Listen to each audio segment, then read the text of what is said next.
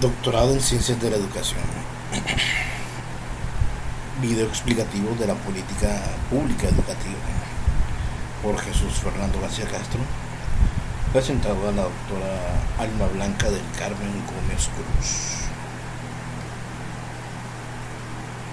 Pensamiento político de Platón. Primeramente, para hablar del pensamiento político hay que contextualizarse acerca del origen, de la fecha de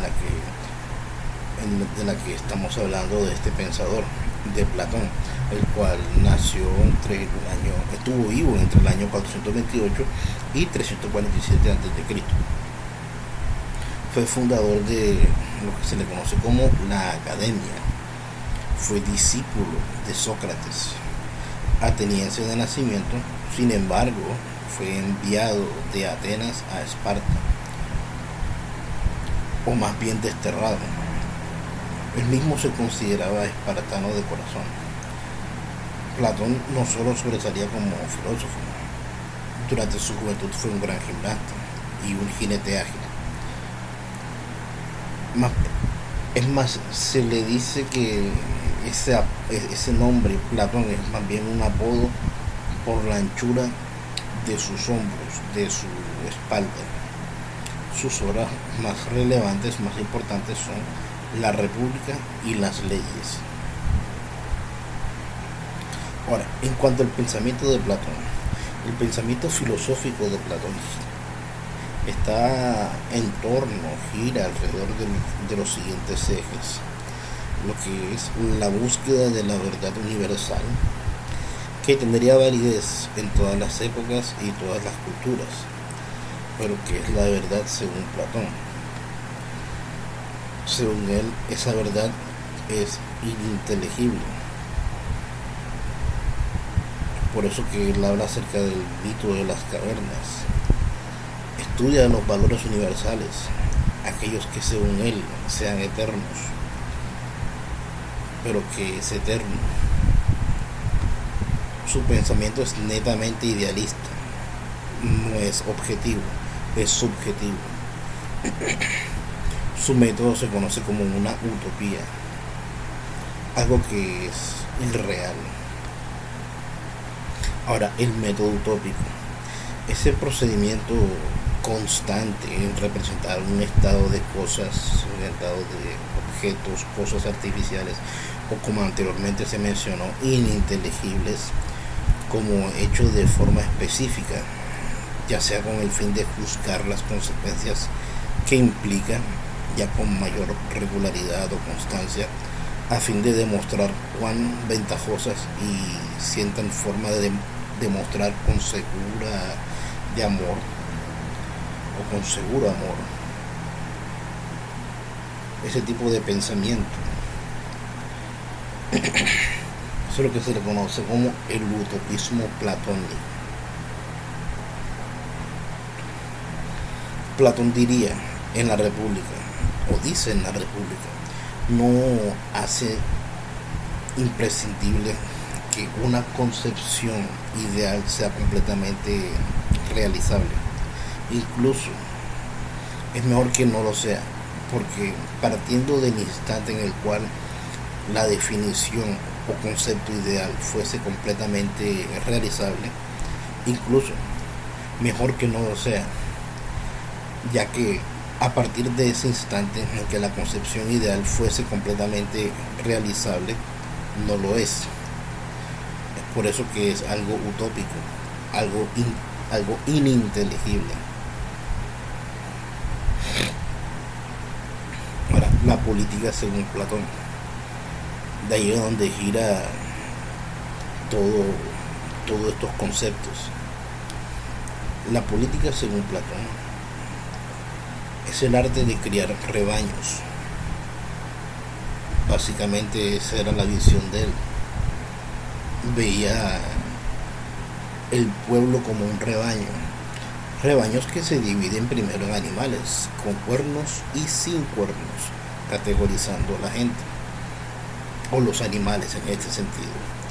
y luego en bípedos o cuadrúpedos, y ahí comienza la categorización. La política es el arte de guiar a los bípedos sin cuernos y sin plumas. Esto último le dio la reputación sensacional de Diógenes, que lanzó en medio de la academia un gallo desplumado. He aquí el hombre de Platón, puesto que para Platón la educación era elitista. Y Platón tiene esa fama, ser elitista. Según Platón, la política era la función suprema de la comunidad, la verdadera ciencia de la realidad, que demuestra y cambia de las siguientes actividades, de las cuales subordina lo que es la política, la cual no es la ciencia militar. Si bien esta brinda la estrategia para la guerra, aquella dice si se hace o no la guerra.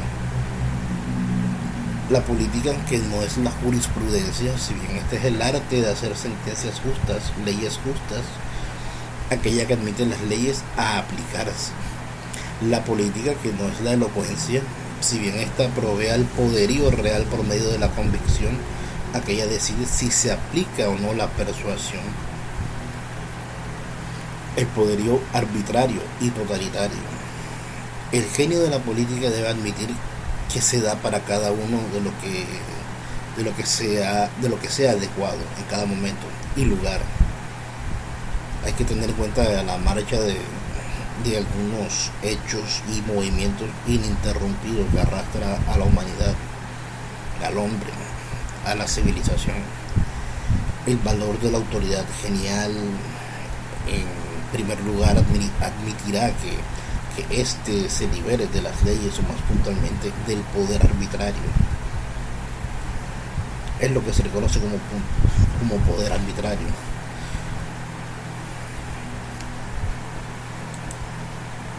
Mientras que mentirse a sí mismo, dejar a cada quien en libertad de vivir interiormente a su deseo, también sería engañarse. Creer que no hay requerimiento, no hay necesidad de someter a todo a la autoridad y a la ley. Esto es lo que se le conoce como poder totalitario. A decir verdad, los dos son necesarios. Ahora, en cuanto a la educación, según Platón, uno de los elementos principales de la construcción platónica es la educación, que sirve para el reclutamiento de magistrados, teniendo en cuenta de que estamos hablando de alguien elitista, que viene de la formación brindada a los guerreros, contextualizándonos en su época, y de una elección entre ellos. En consecuencia, los guardianes serán objetos de una esmeradísima atención destinada, por un lado, a hacerles realizar sus funciones militares, y por otra, a asegurar la aparición de políticos que habrán de ser los guías de la metrópolis en la que se encuentran. Segunda etapa. A los 30 años, los más notables estarán enseñados en el arte de pensar en voz alta, en el arte de dialogar.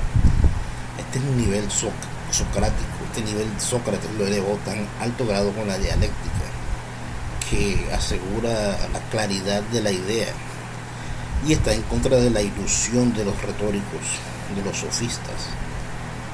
De igual manera sabrán filosofía, ciencia, que eleva el alma a la cognición pura y que es fuente de toda verdad. Estos guerreros dialécticos y filósofos son también hombres de acción que realizan funciones y ascienden en grados militares que poseen relevancia. La tercera etapa. A sus 50 años o más, los que hayan pasado con éxito por esta serie de pruebas y sido testigos de un gran número de sabiduría y virtudes, entrarán en el cuerpo supremo de magistrados.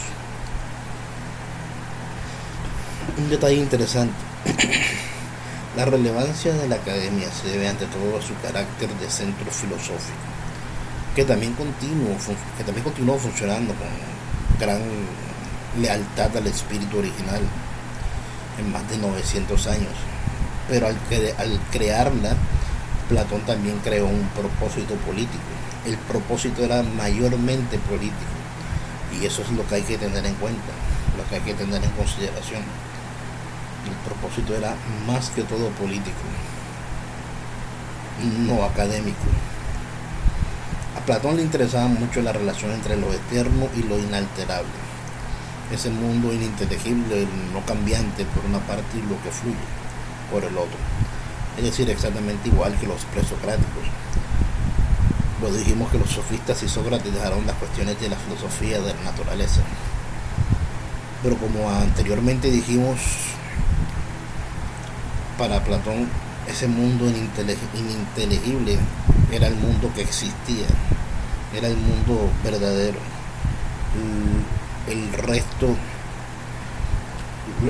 lo que estaba por fuera de esa caverna, no existía. Por lo tanto, él era un idealista, básicamente.